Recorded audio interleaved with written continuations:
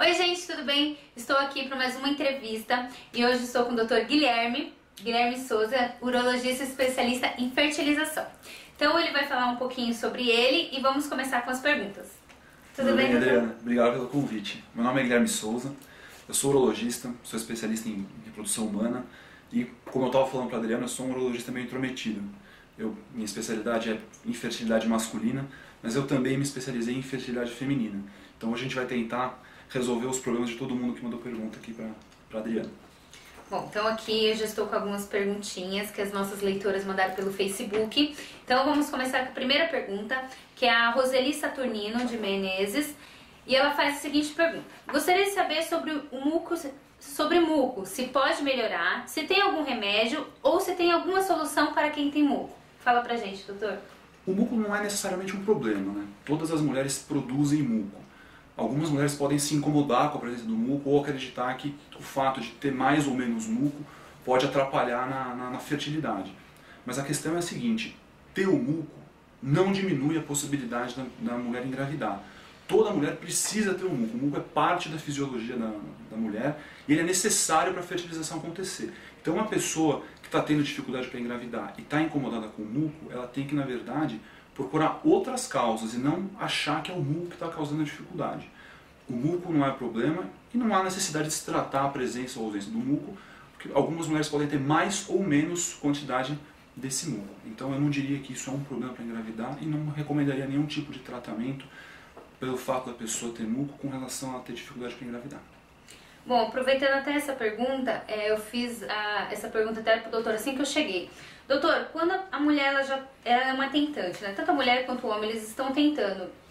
A partir de que momento, em quanto tempo dessa tentativa que é interessante procurar um especialista em fertilização para ver se tem algum problema? Tanto o urologista ou até mesmo a ginecologista? Às vezes demora para a gravidez natural vir, isso não significa problema. A gente sabe que se a gente pegar 10 pessoas que estão tentando ficar grávidas, depois de um ano tentando, 8 vão conseguir. E 2 pessoas que não necessariamente têm problema ainda vão continuar tendo dificuldade. Então, a rigor, a gente considera que depois de um ano tentando, sem conseguir engravidar, já está na hora da pessoa procurar um especialista, ou um ginecologista, ou um urologista. Se a mulher já tem um pouquinho mais de idade, ela já tem mais do que 37 anos, às vezes tem algum problema acontecendo, a gente não pode perder tempo. Então a gente encurta um pouco esse período de espera. Se a pessoa com mais de 37 anos já está tentando há 6 meses e não conseguiu, então talvez já seja uma boa hora para ela procurar um especialista. Então, a rigor, 1 ano de tentativa para todo mundo. Se a pessoa tiver mais do que 37 anos, se a mulher tiver mais do que 37 anos, com 6 meses ela já pode procurar um médico para a gente eventualmente procurar alguma causa. Perfeito. E a nossa próxima pergunta é da nossa leitora Sara Aruda, que pergunta: a quantidade de ejaculação interfere na hora de engravidar? Pode interferir. A gente sabe também, de acordo com os exames que o homem faz, o principal deles é o espermograma, a gente sabe que uma ejaculação normal tem a partir de 1 a 1,5 ml. Então, quando a gente está diante de uma situação em que o homem tem uma ejaculação com volume de sêmen menor do que isso, menor do que 1 ou 1,5 ml, ele pode ter algum problema de saúde que está levando a essa redução. E esse problema de saúde pode gerar dificuldades. Então, se existe a suspeita de que a quantidade, o volume de ejaculação é muito baixo, é interessante o médico procurar um urologista e fazer um espermograma para a gente realmente quantificar, saber quantos ml tem essa ejaculação e se há uma redução que ou é só uma característica um pouco mais ou um pouco menos, ou se realmente é uma redução problemática que pode gerar algum problema. Agora a pergunta é da Roseli Saturnino, é que tem hipotireoidismo e queria saber se tratando diminui a infertilidade e quais são as diferenças entre o cisto de ovário, porque tem mulheres que engravidam tendo cisto e outras não. Hipotireoidismo é uma situação em que a pessoa tem a tireoide funcionando pouco. Isso aí pode gerar alguns problemas para a mulher que está tentando engravidar. O principal dos problemas é que quando o hipotireoidismo não está bem controlado, a mulher pode ter muita irregularidade menstrual. Ela pode ficar com a menstruação completamente bagunçada. Isso aí pode dificultar bastante. Então, se a mulher está tratando o hipotireoidismo, está tomando o remédio certinho, está com tudo redondo, ela não vai ter dificuldade. É uma causa reversível de dificuldade para engravidar. Ou seja, se a pessoa tratar o hipotireoidismo, ela vai poder engravidar normalmente sem dificuldade. Tá? E os cistos Tem cistos que causam dificuldade para engravidar e tem cistos que não causam. Se a pessoa tem um cisto, aquele cisto que aparece geralmente no ultrassom, esse cisto em geral, quando é um só, ele não causa problema. Os cistos que causam dificuldade é quando a pessoa faz o ultrassom e no laudo vem escrito que ela tem muitos cistos, tem um ovário policístico, são pequenos cistos em grande número. Isso aí pode gerar uma série de problemas, principalmente problemas hormonais e problemas menstruais. Aí exige tratamento, é importante que a pessoa procure um especialista para a gente tentar regularizar a menstruação ou propor um tratamento assistido.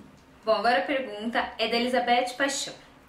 Minha dúvida é sobre o resultado do exame do meu marido, deu um resultado que foi anormal, que é um número total de 1.500.000, que o normal é 40 milhões. Me ajude, me dê uma luz. Fala aí, doutor, dá uma luz para nossa leitora. É um exame muito alterado mesmo, é uma alteração bem importante. Então, o principal exame que o homem tem que fazer quando está tendo dificuldade para engravidar é o espermograma. Então, nesse caso, o marido da Elizabeth tem uma contagem muito baixa de espermatozoides, ou seja, ele tem a ejaculação, mas tem uma quantidade de espermatozoides muito pequena, e isso aí pode realmente gerar problemas. Tem várias coisas que podem causar esse problema. É muito importante que esse paciente, que o marido dela, passe numa consulta com um urologista. Muitos dos problemas podem ser tratados e resolvidos. Às vezes, o problema não pode ser tratado nem resolvido, ele tem que ser contornado. A gente pode precisar partir para métodos assistidos, a inseminação, a fertilização in vitro. A gente só tem como saber que caminho seguir examinando bem esse paciente, o marido dela, fazendo exames e tentando estabelecer qual é o problema. Ele é um bom candidato para passar em consulta. Ó, vou deixar o contato do doutor aí na descrição e ó, só entrar em contato. Mais uma pergunta da nossa leitora Roseli, que ela faz. Queria saber também se tem algum remédio ou tratamento para aumentar a quantidade e a qualidade de esperma. Existem alguns tratamentos, mas nem todo paciente que tem alteração no espermograma vai se beneficiar desse tratamento. Alguns vão, para alguns o tratamento não necessariamente vai funcionar. Para a gente saber em qual grupo essa pessoa se encaixa, se ele pode ou não receber um tratamento, ele precisa ser examinado e a gente precisa tentar estabelecer qual é o problema que está levando ele a ter uma alteração no sêmen. Se for alguma coisa que a gente pode atuar, existem remédios, existem alguns grupos de vitaminas, existem hormônios, existem tratamentos específicos para aumentar o volume dependendo da causa, depende muito realmente da avaliação do marido. Bom, então sempre procurar o urologista. E agora a pergunta é da Jana Monteiro, que faz. Queria saber se eu posso engravidar porque tenho endometriose, não tenho um ovário, nem uma trompa. E agora tenho mioma. Tem uma série de problemas, né? Tem problemas super ajuntados, né? Isso torna um pouquinho mais difícil o tratamento. Mas existe possibilidade sim. O fato de ter endometriose não impede que a pessoa engravide, pode dificultar principalmente gestação por meios naturais, mas existem formas de tratar a endometriose e existem formas de se contornar o problema também. O fato de não ter um ovário também diminui um pouquinho as chances, mas se ela tiver outro ovário e o outro ovário estiver funcionando bem, também existe chance. E o fato de não ter uma trompa também vai dificultar um pouco a gravidez natural. Mas se ela tiver a outra trompa funcionando bem, ela pode tentar uma gravidez natural ou a gente pode tentar fazer um tratamento assistido. Existem várias maneiras. Agora a pergunta é da Guisa Silva. Há 3 anos atrás perdi um bebê, só que agora estou com um novo marido e ele é operado há 2 anos. Tem jeito ainda da reversão? Detalhe, ele tem um coração inchado e pressão alta.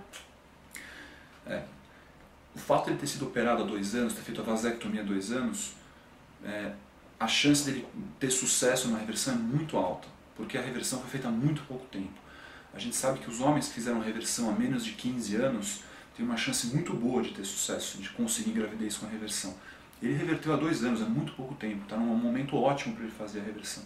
O fato de ele ter pressão alta e ter um problema cardíaco pode gerar alguns problemas anestésicos. Então, antes desse paciente se submeter à operação, é importante que ele consulte um cardiologista para saber se ele tem condições de receber uma anestesia e de receber o procedimento. Se a pressão estiver controlada e a questão cardíaca estiver sob controle também, ele pode passar pela cirurgia de reversão com altas chances de sucesso.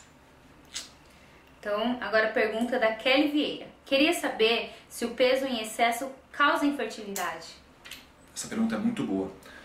Hoje a gente sabe que a pessoa que tem sobrepeso, que está acima do peso, é uma pessoa que tem uma tendência a ser subfértil. Ou seja, não é que a pessoa que está acima do peso vai ser infértil ou que a infertilidade é causada pelo fato dela estar acima do peso. Mas quando a pessoa está acima do peso ideal dela, o potencial de reprodução dela diminui um pouco. Se é uma pessoa que já tem algum problema, que já tem alguma condição que diminua as chances dela estar grávida, dela ou dele, porque isso afeta homens e mulheres, quando essa pessoa estiver acima do peso, essa chance vai diminuir ainda mais. Então é muito importante que a pessoa esteja tentando engravidar, procure tentar manter o seu peso, ou se a pessoa estiver acima do peso, que ela consiga reduzir um pouquinho. Às vezes reduzindo só um pouquinho, já dá uma grande melhora. Então é muito importante que a pessoa procure isso, persiga isso. Vale a pena. Bom, agora a pergunta é da Raquel Souza. Por que e como a prolactina alta interfere para engravidar? A prolactina alta interfere principalmente no ciclo menstrual da mulher. Então quando a prolactina está muito alta, mas não é um pouquinho alta, ela está bem alta, ela pode tornar os ciclos da mulher muito irregulares. Quando o ciclo está muito irregular, a chance de engravidar cai muito, principalmente através das tentativas naturais. Então quando a pessoa tem prolactina alta, é muito importante que ela procure o médico e a gente precisa tentar achar o motivo dessa prolactina estar alta. Então tem algumas causas para a prolactina subir na mulher. Então o médico que for atender essa paciente vai ter que procurar essas causas e se tiver alguma coisa que ele possa fazer para corrigir, ele vai fazer. Se a prolactina estiver muito alta, é muito comum que a paciente comece a ter irregularidade menstrual e aí a ocorrência da gravidez vai ficar ainda mais difícil. Então quando a gente está atendendo uma paciente que está com essa situação, é fundamental que a gente normalize os níveis de prolactina. Bom, agora a pergunta é da minha amiga Veridiana. Meu marido fez uma operação por cálculo renal pela uretra e queria saber se interfere na hora de engravidar. Fala pra gente, doutor. Boa pergunta. Pode acontecer do marido ter alguns problemas para engravidar por conta de uma sequela de uma cirurgia de cálculo, mas isso é uma coisa muito rara. Em geral, as cirurgias para cálculo pela uretra são cirurgias muito tranquilas e muito seguras, não costumam ter nenhum problema. Mas, eventualmente, se for um cálculo grande, se for uma cirurgia muito trabalhosa, às vezes pode formar alguma cicatriz dentro da uretra e pode levar a piora da qualidade do sêmen. Então é bastante importante que o marido da sua amiga que fez essa cirurgia faça um espermograma e consulte um urologista, ver se realmente não teve nenhuma alteração na parte seminal e se tiver, aí tem medidas para se corrigir o problema ou para se conseguir a gravidez. Mas, de modo geral, a cirurgia para cálculo muito raramente vai levar a problemas. Pergunta respondida, Veri. Agora a pergunta é da Renata Lopes. Meus ovários estão grandes por conta da SOP. Um tem 11,5 e o outro 17,5 centímetros. É perigoso induzir a ovulação com medicação com essas medidas nos ovários? Boa pergunta. Então, SOP é a síndrome dos ovários policísticos, que é uma situação em que os ovários da mulher ficam repletos de cistos pequenos e o ovário cresce mesmo. O ovário ele pode medir até 10 centímetros cúbicos. Ela está com 11,5 e 17,5, então está com os ovários bem grandes mesmo. Induzir ovulação para uma pessoa que tem ovário policístico é um tratamento correto. Ele não é perigoso desde que feito com ajuda profissional. É importante que a pessoa não induza a ovulação sozinha com medicamentos. É importante que ela faça isso com supervisão médica. Com supervisão médica, fazendo ultrassom, exames de sangue para acompanhar, a indução da ovulação é segura e ela pode ser feita para quem tem o problema de ovário policístico. É uma medida de tratamento que muitas vezes funciona. Bom, e mais uma perguntinha da Renata que ela faz. Qual a melhor medicação para limpar os cistos dos ovários? Que não seja anticoncepcional? E o que fazer para quem precisa ovular e a SOP não deixa? Fico meses sem menstruar. Obrigada. Isso é muito comum em quem tem ovário policístico mesmo. A regularidade menstrual é tão grande que a pessoa fica 3, 4, 6 meses sem menstruar e não vai conseguir engravidar se não estiver ovulando. O problema todo da questão não é limpar os cistos. A pessoa pode continuar com os cistos. O problema do ovário policístico não é a presença dos pequenos cistos. O problema é que a mulher não consegue ovular, ou seja, nenhum desses pequenos cistos cresce, se torna um óvulo, produz um óvulo maduro e esse óvulo não é lançado no útero, não é ovulado, então a pessoa não engravida. O que a pessoa precisa fazer não é limpar o ovário, o que a pessoa precisa fazer é induzir a ovulação. Então ela tem que tomar um tipo de medicamento que não seja um anticoncepcional, porque o anticoncepcional vai diminuir a quantidade de cistos, mas não vai deixar a mulher engravidar. Então ela tem que tomar alguma coisa que estimule a ovulação para ela conseguir engravidar. E existem alguns indutores de ovulação que a pessoa pode usar. O mais popular deles se chama citrato de clomifeno. O medicamento é muito utilizado em clínicas de reprodução, no consultório de ginecologistas. Mas é um medicamento que só pode ser usado com supervisão médica. É perigoso uma pessoa com ovário policístico usar esse remédio sem supervisão. Tem mulheres que vão tomar esse remédio e vão ovular, vão menstruar corretamente. Algumas delas, quando o ovário policístico é bem pronunciado, podem não conseguir engravidar, podem não conseguir ovular. E o tratamento com esse tipo de indutor vai ser insuficiente. Se isso acontecer, a gente precisa partir para medicamentos um pouco mais fortes, medicamentos injetáveis. Às vezes precisando partir até para um tratamento assistido, uma fertilização in vitro ou uma inseminação intrauterina. Essa decisão só pode ser tomada no consultório médico, junto com um profissional experiente que saiba conduzir esse tipo de situação, nunca pela paciente sozinha. Bom, doutor, agora a pergunta sou eu que faço. Vamos lá. Quando a mulher ela toma o anticoncepcional, tanto oral ou injeção, por muito tempo, isso interfere em questão de engravidar? Será que ela precisa fazer algum tratamento? Eu tenho até uma amiga, né, que ela está tentando engravidar e ela sempre tomou injeção. Então eu queria saber com o doutor, ela precisa, quanto tempo assim de tentativa, ela precisa procurar o médico? Como que pode fazer, doutor? Em geral, as pessoas que estão usando qualquer método contraceptivo hormonal, uma pílula ou um medicamento injetável, quando a pessoa está usando há muito tempo, às vezes algumas pessoas contam pra gente que tem dificuldade para engravidar quando param.